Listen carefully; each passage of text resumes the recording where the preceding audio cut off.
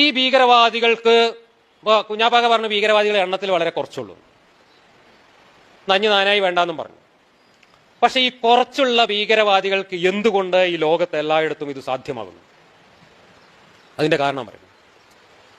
ആ കുറച്ചുള്ളവർ, ഇപ്പോൾ ഒരു ഫുട്ബോൾ ടീം, രവീന്ദ്ര മാഷ ഉദാഹരണം ഞാൻ പറയും. ഒരു ഫുട്ബോൾ ടീമിൽ ഗോൾ അടിക്കാൻ സെന്റർ ഫോർവേഡോ അല്ലെങ്കിൽ റൈറ്റ് ഫോർവേഡോ ഒരു കളിക്കാരൻ ഉണ്ടാവും. പക്ഷെ ഫോർവേഡ് കളിക്കുന്ന കളിക്കാരൻ പോസ്റ്റിൽ ഗോൾ അടിക്കണമെങ്കിൽ പന്ത് അയാളത്ത് കണ്ട് എത്തണമെങ്കിൽ ബാക്കി 10 കളിക്കാരും കളിയിൽ നല്ല പോകണം, പണിയെടുത്താലേ പന്ത് അവിടെ എത്തിക്കിട്ടുള്ളൂ.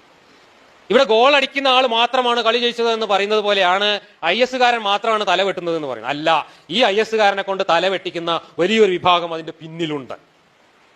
ഇവിടെ NDF, പോപ്പുലർ ഫ്രണ്ട്, മറ്റേ ഫ്രണ്ട് എന്നൊക്കെ പറഞ്ഞു നടക്കുന്ന ആളുകളൊക്കെ ആരാണ് സംരക്ഷിക്കുന്നത്? യുക്തിവാദി സംഘത്തിന്റെ മീറ്റിംഗ് ഒരുത്തം പോയാൽ, ഒരു ചെറുപ്പക്കാരൻ പോയാൽ ഓനെ പിറ്റേത് വീട്ടിൽ കണ്ട് കയറി ചെല്ലുമ്പോഴുള്ള അനുഭവം നമുക്കറിയാം.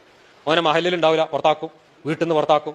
ഓൻ എന്തെല്ലാം ഗ്രാവിറ്റിയാണോ അവന്റെ മേലെ പ്രയോഗിക്കപ്പെടുക എന്നുള്ളത് നമുക്കറിയാം. അല്ലെങ്കിൽ ഒരു പെൺകുട്ടി തട്ടടാതെ ഒന്ന് അങ്ങാടിക്കിറങ്ങി, അല്ലെങ്കിൽ ഒരു മുസ്ലിം പെൺകുട്ടി ഒരു ഹിന്ദു ചെറുക്കനായിട്ട് ചെറിയൊരു യോഗ്യം പറഞ്ഞു.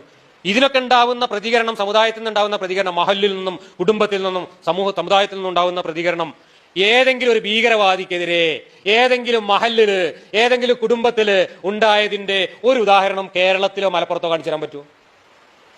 ഇല്ല എന്ന് മാത്രമല്ല, എനിക്കറിയാം എന്റെ ബന്ധുകുടുംബങ്ങളിൽ പോലും വീട്ടിലെ വാപ്പയും ഉമ്മയും വീട്ടിലുള്ളവരും ഏറ്റവും കൂടുതൽ ഇഷ്ടപ്പെടുന്നതും സ്നേഹിക്കുന്നതും ശരിയായ ദീനിന്റെ ആളാരാണ് എന്ന് കരുതുന്നതും ഈ തീവ്രവാദത്തിന് പോകുന്നവനെയാണ്.